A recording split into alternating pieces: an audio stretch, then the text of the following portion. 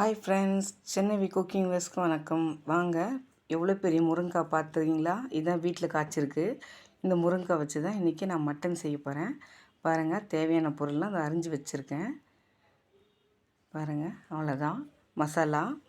இப்போ பார்த்தீங்கன்னா அதுக்கு தேவையான பொருள் உருளைக்கிழங்கும் கொஞ்சம் எடுத்து வச்சுருக்கேன். இப்போ வந்து மட்டன் 1/4 கிலோ எடுத்து வச்சுருக்கேன்.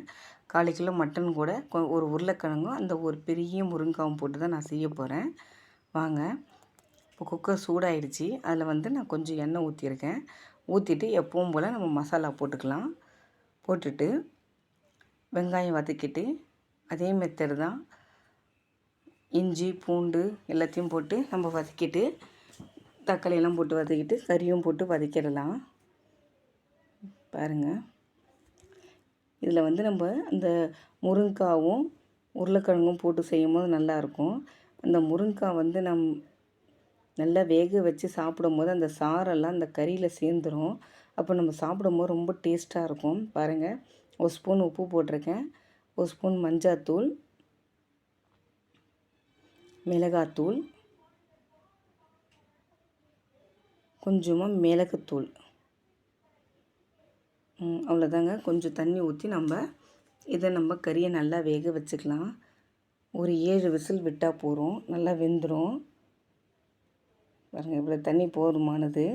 ஏன்னா நம்ம தொக்கு தான் செய்ய போகிறோம், அதனால் இது போதும் தண்ணி. பாருங்கள், கறி நல்லா வெந்துருச்சு. இது கூட வந்து நம்ம உருளைக்கிழங்கும் முருங்காவும் போட்டு ஒரு விசில் விட்டுடலாம். விசில் விடாமல் கூட நம்ம வேக வைக்கலாம்.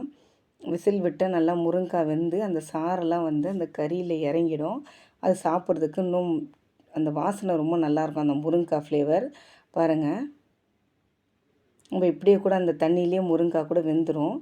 ஆனால் நம்ம விசில் விடும்போது நல்லா சேர்ந்து பாருங்கள், நல்லா வெந்துருச்சு முருங்காய். அதை நம்ம அப்படியே மென்று சாப்பிடலாம். பாருங்கள்,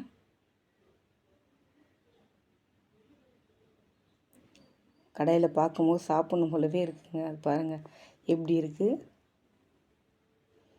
கொஞ்சம் கொத்தமல்லி தூவிட்டு அவ்வளோதாங்க, இது முடிஞ்சிடுச்சு. இப்போ பாருங்கள், சாப்பாடு போட்டு சுட சுட நம்ம அந்த கறியை வச்சு நம்ம சாப்பிட்லாம். இப்போது பாருங்கள், இப்போ வந்து நான் குழம்பா யூஸ் பண்ணுறது வந்து சங்கரா மீன் குழம்பு தான் வச்சுருக்கேன். அந்த சங்கரா மீன் குழம்பு ஊற்றிட்டு அந்த மட்டனும் முருங்காவும் போட்டு செஞ்சது தான் நான் தொட்டு சாப்பிட போகிறோம். பாருங்கள்,